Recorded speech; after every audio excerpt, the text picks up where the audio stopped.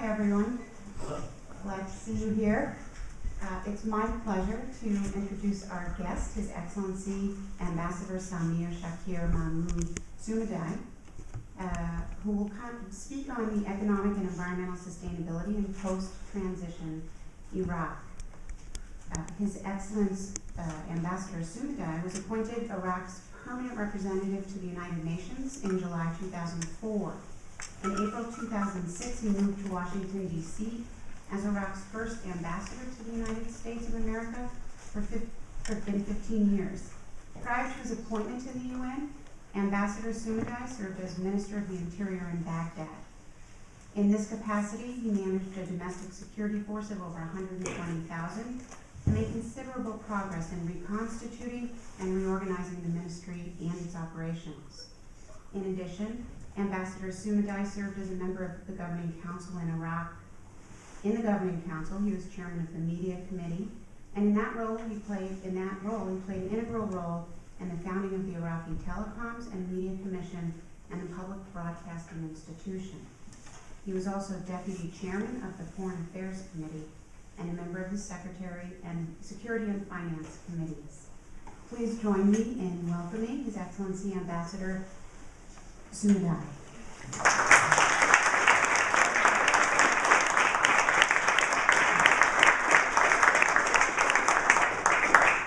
Thank you very much.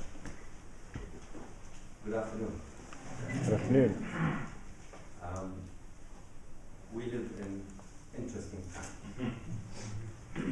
And the world for which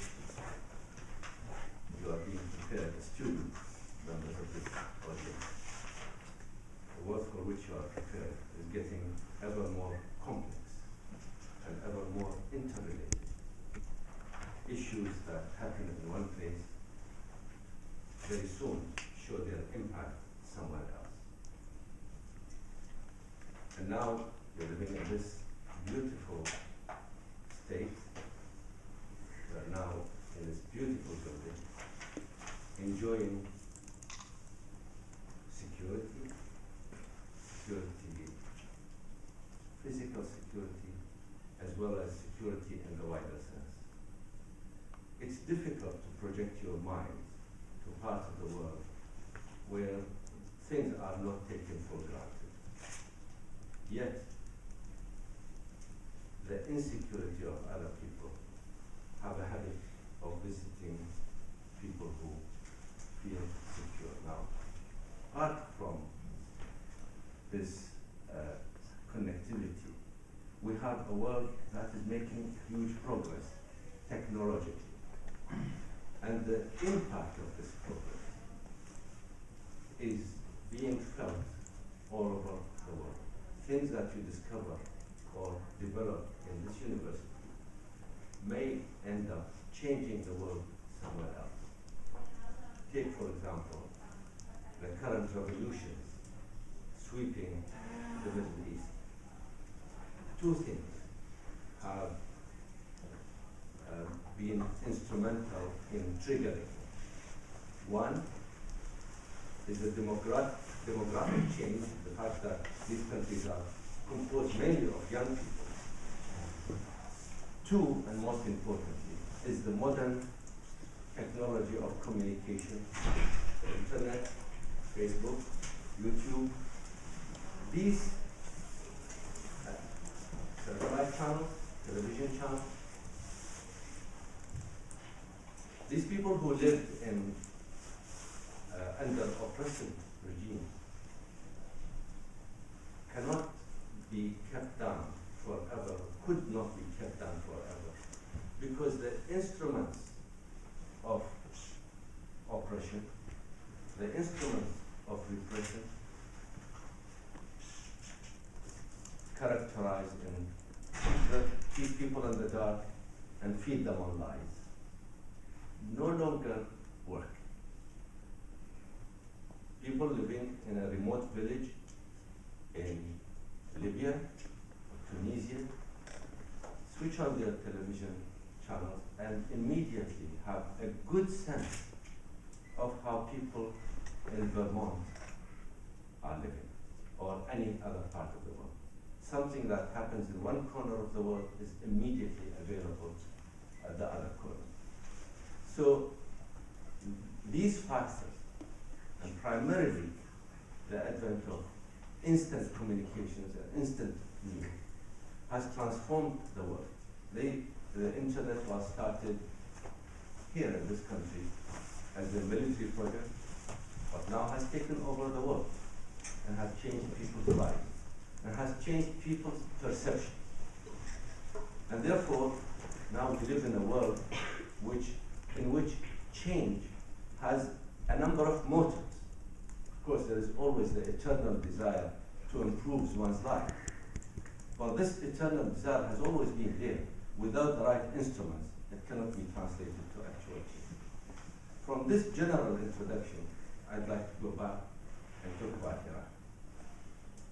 Iraq lived under an absolute dictatorship for a long time. During that time, during Saddam's time, people were not allowed to install satellite television. They were not allowed to have a mobile telephone. The internet was restricted to only members of the security forces as part of the strategy of keep them in the dark. And of course, feeding them on lies comes as a second part of the strategy. However, that could not be sustained forever. Saddam Hussein took the country into a series of wars, which resulted in the virtual destruction of the infrastructure of the country and the environment. And I'll come back to the theme of the environment in a moment. But before I do that, let's do a flashback. I will do two flashbacks. One to the ancient history of Iraq, and the other to my own childhood. Iraq is an ancient country. Here people think of 100 years or 200 years as a long time. For us, 1,000 years is not a long time. Iraq is the cradle of civilization, where many things that we take for granted in today's world were initiated. We are now sitting in a school, the first ever organized school with faculty, curriculum, and students, and yes, textbooks, was in Iraq. It's the Sumerians who invented writing, first ever recorded knowledge, or method of recording knowledge.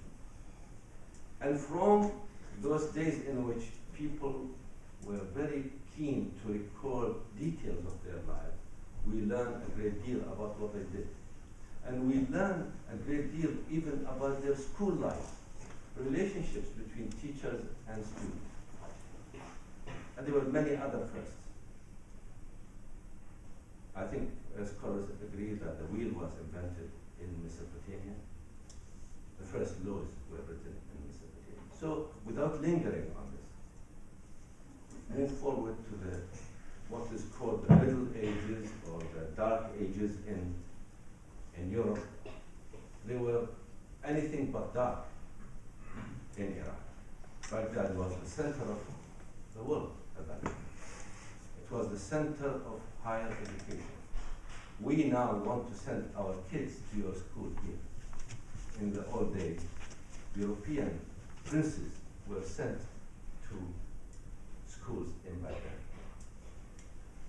Move forward to when I was a child. After the Ottoman Empire was destroyed, the British helped us build the new state of Iraq on a new foundation.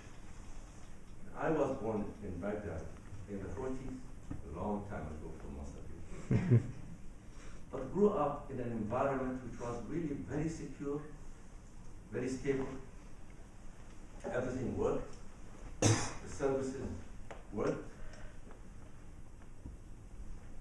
Parents looked after their children, sent them to good schools.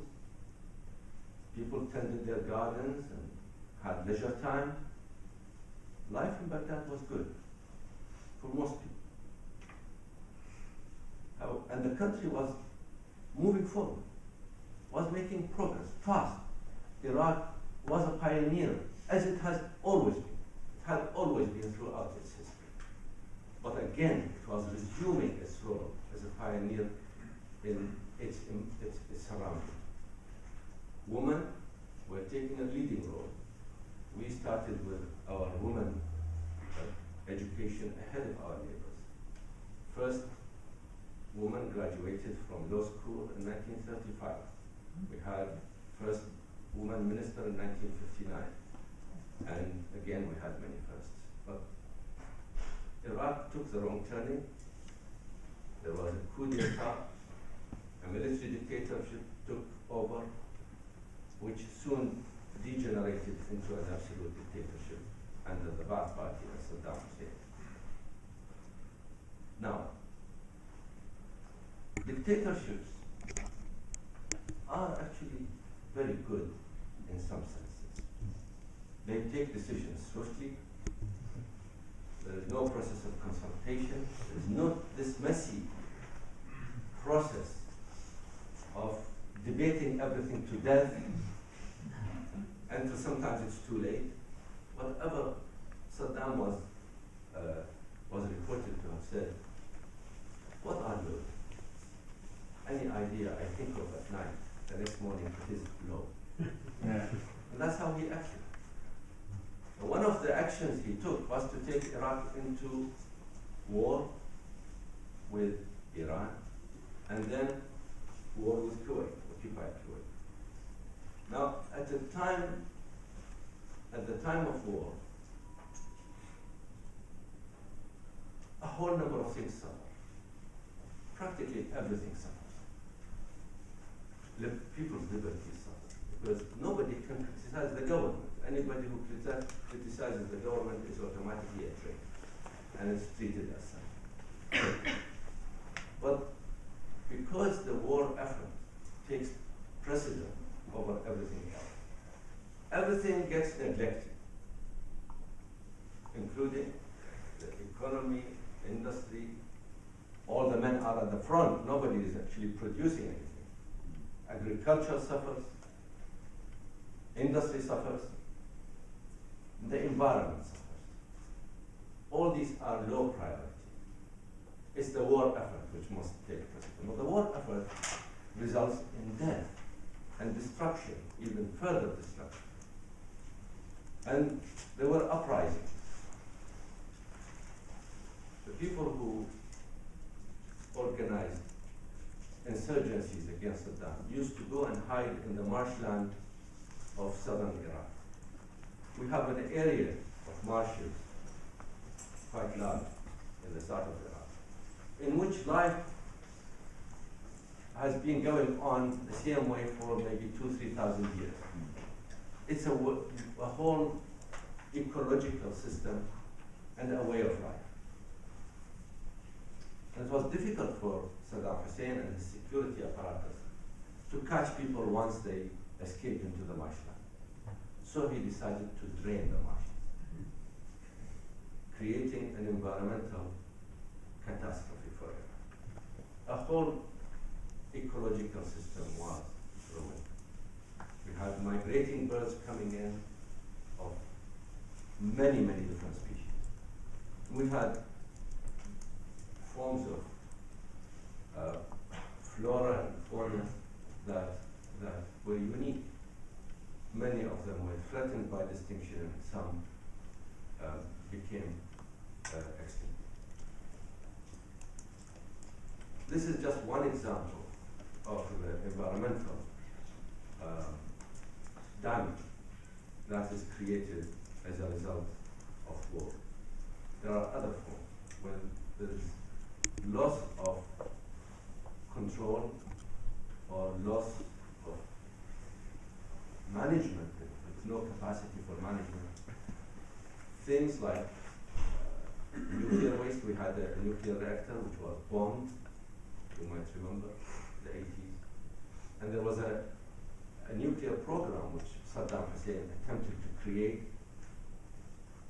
and that was later stopped, and when the Americans moved in, there was looting, and a lot of the nuclear material which was stored in barrels were actually looted by people who didn't know what they were.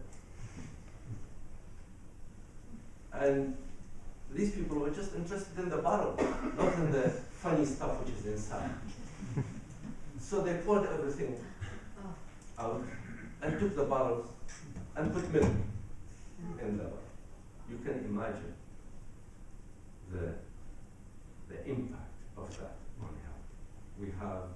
We had spikes of cancer, incidence of cancer, of all kinds of deformities at birth. We have an ongoing wave of environmental disasters impacting the lives of ordinary poor people who were not protected, who were not informed. The summary of all this, I just gave you two examples, the marshland and the nuclear waste. There are many others. The point here is that in a state of war, the environment is one of the first things that suffers. And the impact of that is profound on people's lives.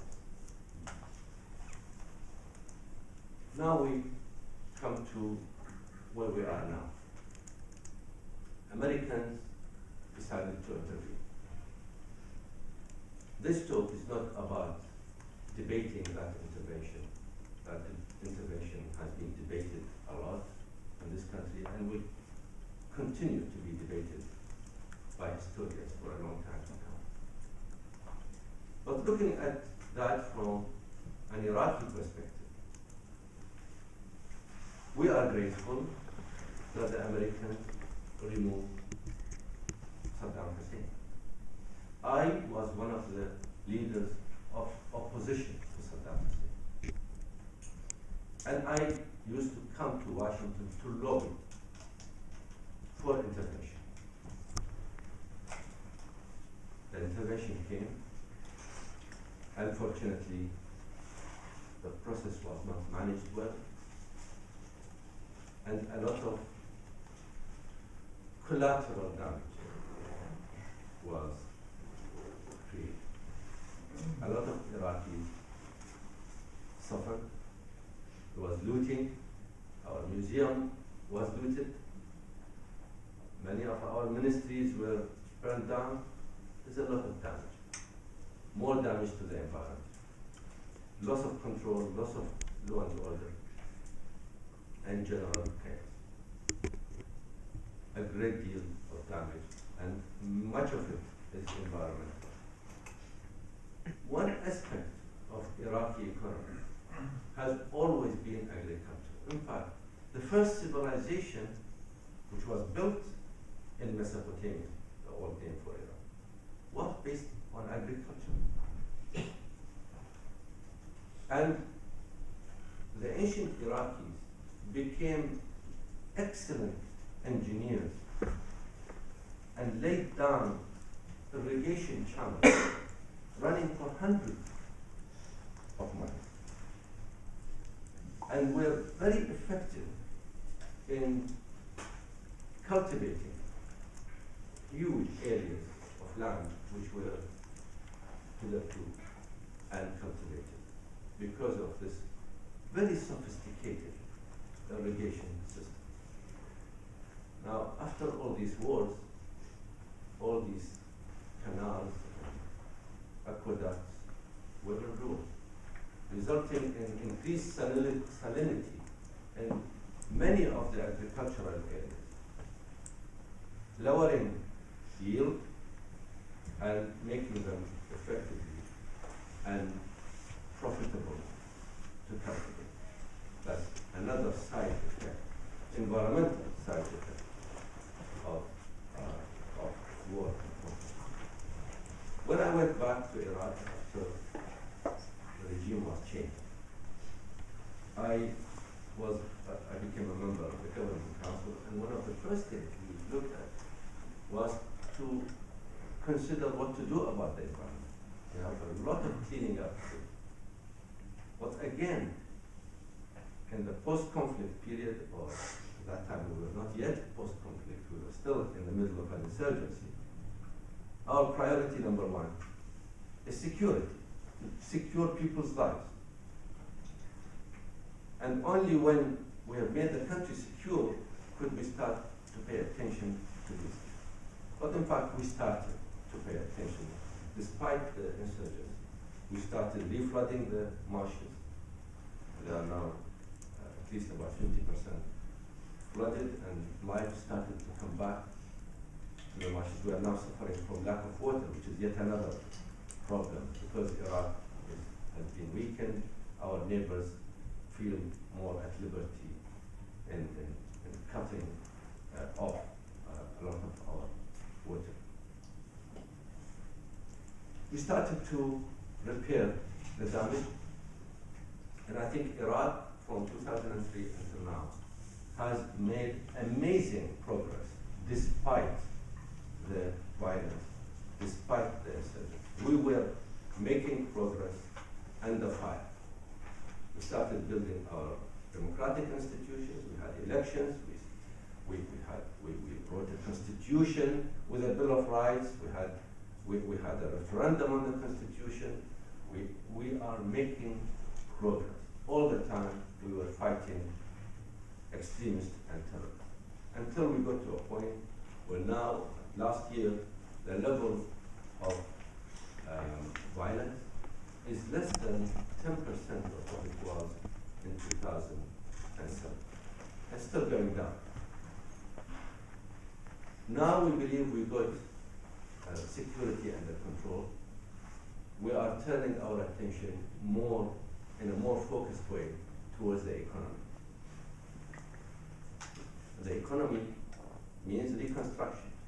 It means, on the one hand, repairing the damage to the environment, but more immediately, getting projects going so that we create employment for our people and rebuild the ruined infrastructure.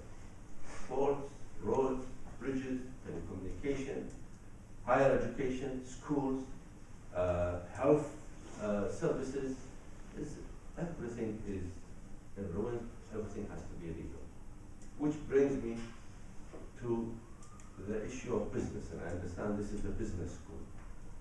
One of the main messages that I take with me everywhere, I took with me this afternoon when I addressed the legislature of Vermont, is that Iraq now, having got on top of its security problem, is open for business.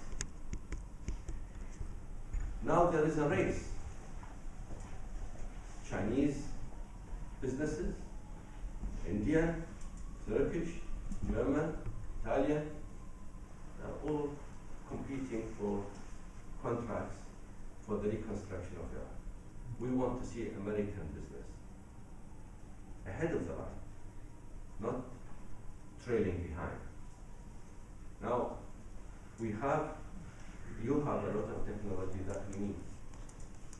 Initially, we're looking for rather standard technology, although we can actually, in some areas, frog leap and save time. There are many areas where that can work, but in many areas we have to get the fundamentals right, and we need partners. We don't lack the resources, the financial resources. Iraq is rich with oil and gas. The first thing we started to do is to try to increase our production of oil and start to get some production of gas. Gas is now just burnt off, which is criminal and destructive to the environment. So that's priority now. But on the back of that, we can finance an ambitious construction program. And this is an opportunity for businesses in the United States that we don't want them to miss. one of the reasons why American business has lagged behind other businesses is this impression that Iraq is still a war zone. It isn't. We've moved on.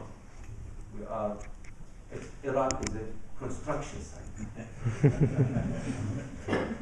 Instead of boots on the ground, we want suits on the ground. And we want people to get this message. And when they do, I think there will be plenty of opportunity and plenty of benefit from this. We don't want laborers. We have plenty of labor. We want brains. We want people to help us find ways to do things better, to do things in a more smart way, to save time. We have a lot of catching up to do, and we cannot wait another 30 years to catch up. Iraq was ahead of the pack, was the leading country in the Middle East. We are at the tail end now, but we want to get back to the front. Iraqis are extremely resourceful, resilient, and determined. They were not cowed by the terrorists. In fact, they defeated the terrorists. Now that they've got the bit between their teeth, nothing is going to stop them, and we move forward. But we want partners. And I take this opportunity to invite people in this country, at every level, even in academic institutions, to partner with us and help us rebuild our country and make a few dollars on the side. Thank you very much indeed.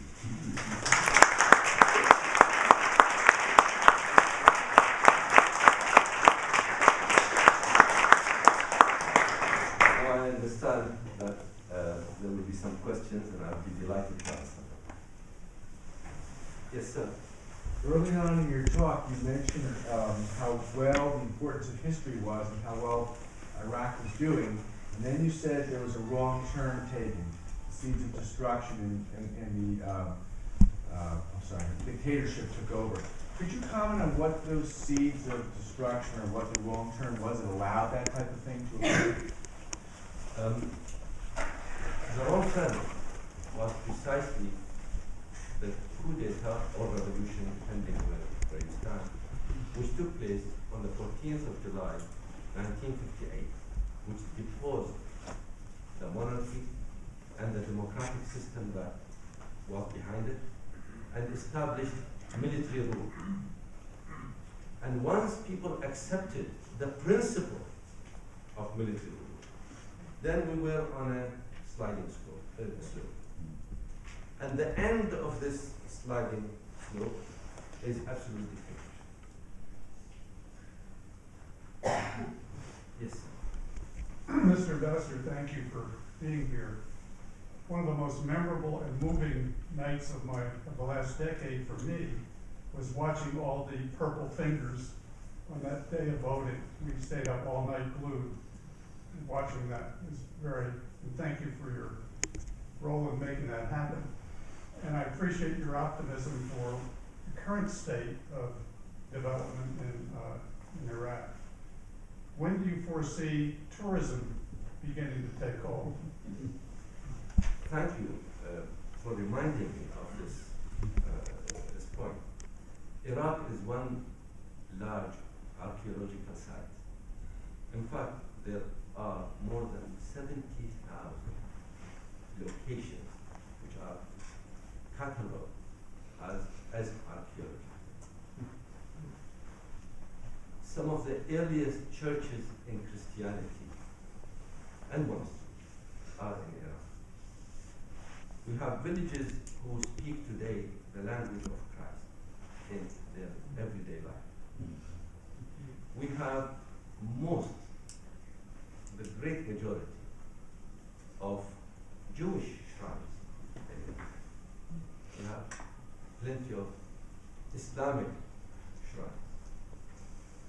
Already we receive nearly 2 million religious tourists from Iran and other parts of the world. Iraq has a huge potential. In fact, it is estimated that the revenue that we could reap from religious tourism, not also cultural tourism, but religious tourism, could be equal to the revenue we get from the oil. So the potential is huge. We need to build that up, we need to build facilities, and we need to build up awareness of this. This is a very important issue for us. Yes, sir. Mr. Ambassador, would you address the problem of human rights vis-a-vis the nation state of Iraq being a member of the United Nations? The Declaration of Human Rights was proclaimed on the 10th of December. How does that fit into the idea of, well, the word sovereignty? We talk about humanity all the time and so forth, and Iraqis, of course, are members of the human race. In your view, what would be your opinion about how the Iraqis would fit into this graying problem about one world and humanity? Or do they? I would say very well. Let's go back to the Declaration of Human Rights and the debate that preceded that. Iraq took an active part in that. Iraq was one of the founding members of the United Nations. Right. And Iraq held out at that time and insisted on some articles in the Declaration which pertain to women's rights. So Iraq is proud of its record. That was when Iraq was a democratic country. Mm-hmm. But when Iraq became a dictatorship, the story of course changed. And now we have to fight back and turn back this flood of education which was produced by the dictatorship in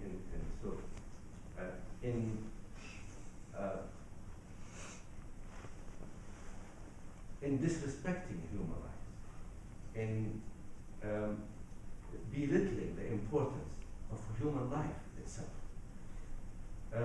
Now we face a problem. And I was a Minister of Interior, as was mentioned in the introduction. The majority of people in Iraq were born during the dictatorship and were raised during the dictatorship. And that's all they know. They know this authoritarian way of relating to others, even within their own family. We have to change this mindset. And the big challenge was how to change it within our police force. How can we get the police force to change their attitude to ordinary citizens? That they are there to protect them, to serve them, not to oppress them, not to torture them. It's a huge struggle. We are making progress. And I don't want to leave you with the impression that we have solved all our problems. Not at all. We are struggling with these challenges, including the challenge of human rights. But we have a very vibrant civil society, a lot of activists, a lot of young people who have formed themselves in organizations to protect human rights, to protect the environment, to protect women's rights. And they are keeping an eye on our government and keeping our politicians on their toes. And this tension is very important in the development of Iraq. But it will take a long time before we purify the country from aggression, from transgression, from corruption, from all the ills that we inherited from our dictatorship. But we have to keep moving forward. And coming back to the business side, I would say, yes, it's a challenging environment in Iraq. But if you want to wait until Iraq is like Switzerland, you're not going to get much of the cake.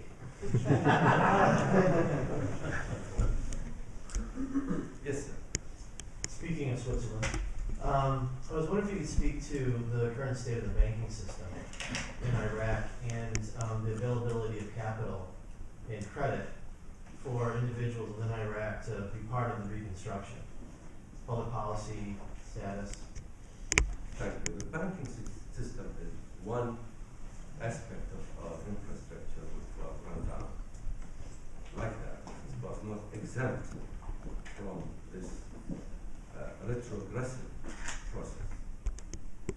And it's backward, it's primitive, and it needs to be rebuilt. Again, this is an opportunity for international banks to come in, partner with some of our banks, introduce their systems, train new managers.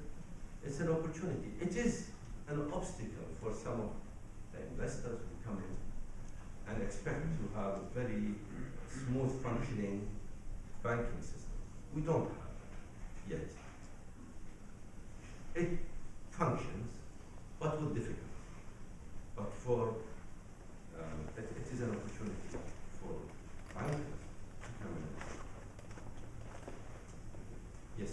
How about the relations with Iran? You both are Shiite-dominated countries, but you fought the war in 1980. Is Iran trying to destabilize Iraq now, or trying to have influence over the government? Yes, this is a perennial question.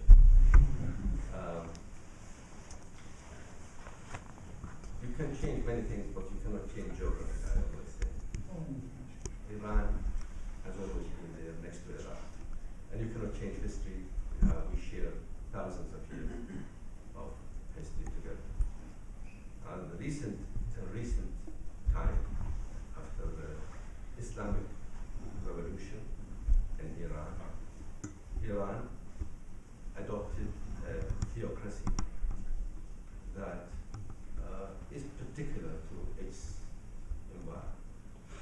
Now in Iraq, many people, especially in this country, have overstated the relevance of this Sunni-Shia divide and almost implied that because the Shia of Iraq are a majority, then any government has to be described as Shia-dominated government. It's almost like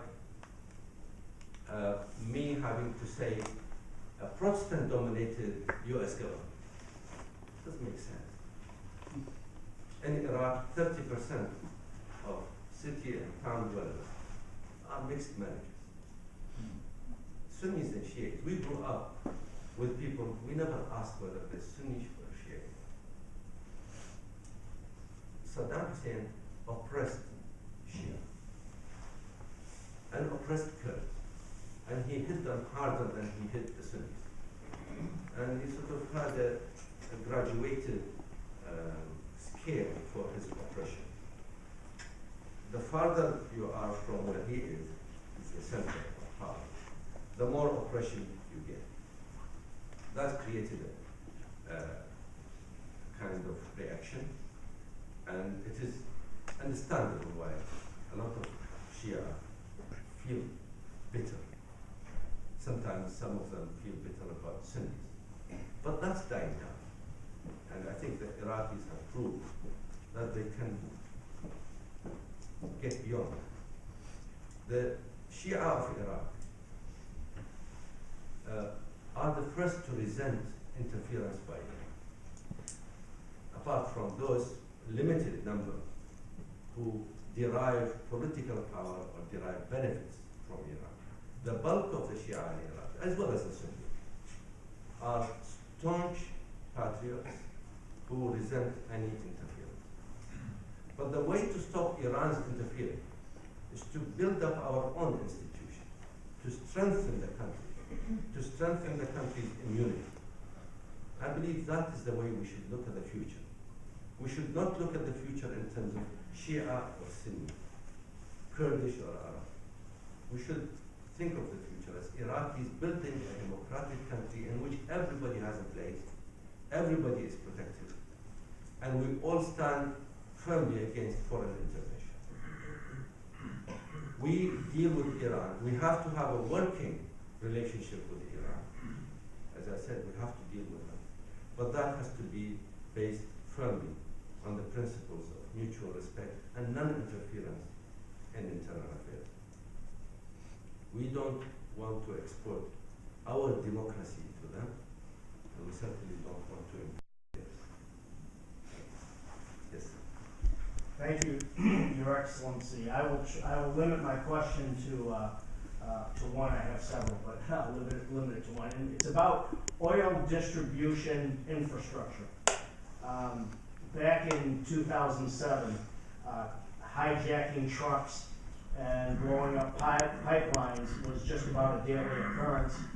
And in fact, one of the stories that I heard was that the infrastructure, the distribution infrastructure, was in bad shape.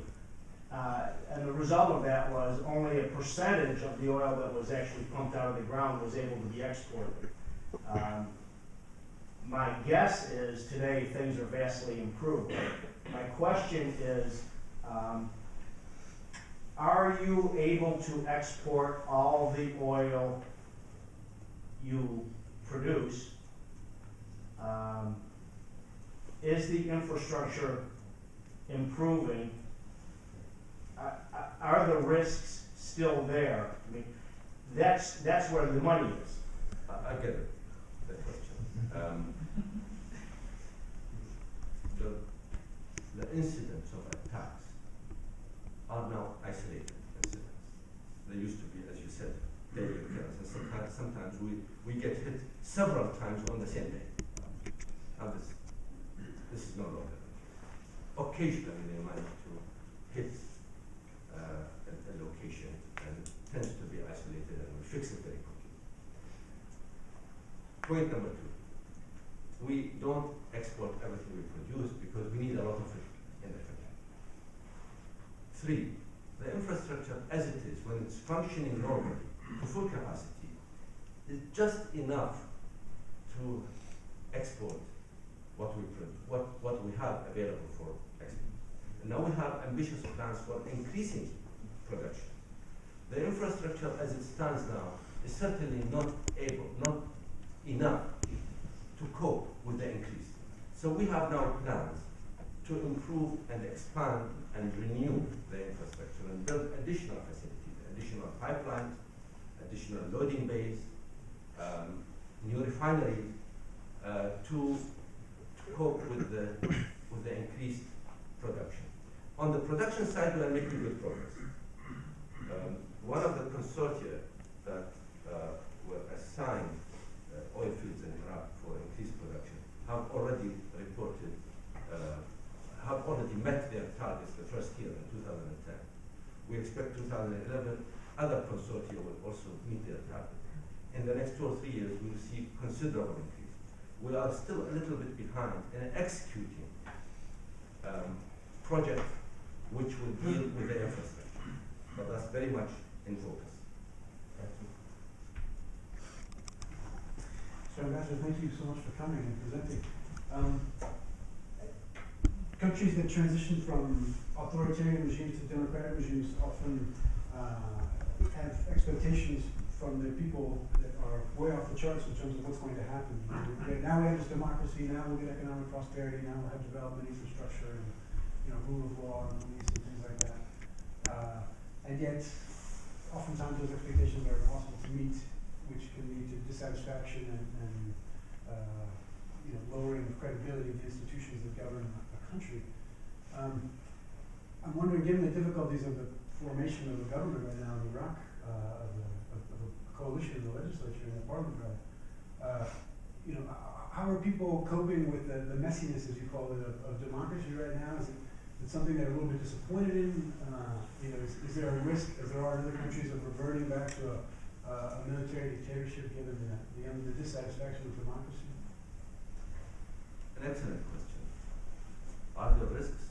Yes, there are risks, but not reverting back to another Saddam. There is a risk in regression, in getting real control over the country's reconstruction process, because we are facing corruption, organized crime, because of the history and recent history, and remnants of terrorism. And these three are in partnership, they are interconnected. Now, if we don't safeguard our process, we don't solve our outstanding political issues, yes, there is a risk of regression. But I don't think it will be another Saddam. It will be a state of stagnation that delays our recovery. The expectation that Iraq immediately after the removal of Saddam will immediately perform as a full democracy was unrealistic. As I always say, democracy is not something that you switch on and switch off. Once you get rid of a dictator, you don't have a democracy. Democracy is a complex system of institutions and relationships and culture. You have to inculcate the culture. How people relate to each other. How the majority views the minority. They have to be educated to protect the minority, not to ride roughshod over them. It is to protect the freedom of others who disagree with you. It's a whole complex set, as I said, of relationships and awareness of responsibility, not only of rights. This has to be built up over time. But the principle that we have to work on is while you are building, keep moving. Don't wait and expect one day you go to bed and the next day you wake up in the morning and everything is fine. Life is not like that. You have to keep moving and keep fighting at the same time. Yes, ma'am. I was wondering whether, to what extent Iraq is a welfare state. Does the government need to subsidize any foodstuffs such as bread or subsidize something else? I'm not sure what. I would think that there's such a degradation still in the economy and in the environment, like the agricultural environment, that maybe a lot of average people are dependent on government. Again, an excellent question. Iraq is a rentier state, meaning that it depends, at least in its current form, it depends on getting oil out of the ground, selling it, and then spending the revenue. Now, this wasn't always the case. As I said, Iraq was a very rich agricultural. In the 40s and 50s, Iraq was a big exporter of grain and foodstuffs. The year before Saddam was removed, Iraq imported more than $500 million worth of food. Now, in the current state where agriculture is in ruins like everything else, we have to continue to import food. We have a whole segment of society which is almost destitute, because they have no means of earning. So the government, and this started, by the way, from the years of the sanctions, the government provides for every family kind of basket of supplies, which includes rice and sugar, flour, things which are basically the minimum means for subsistence. Now the government is examining this scheme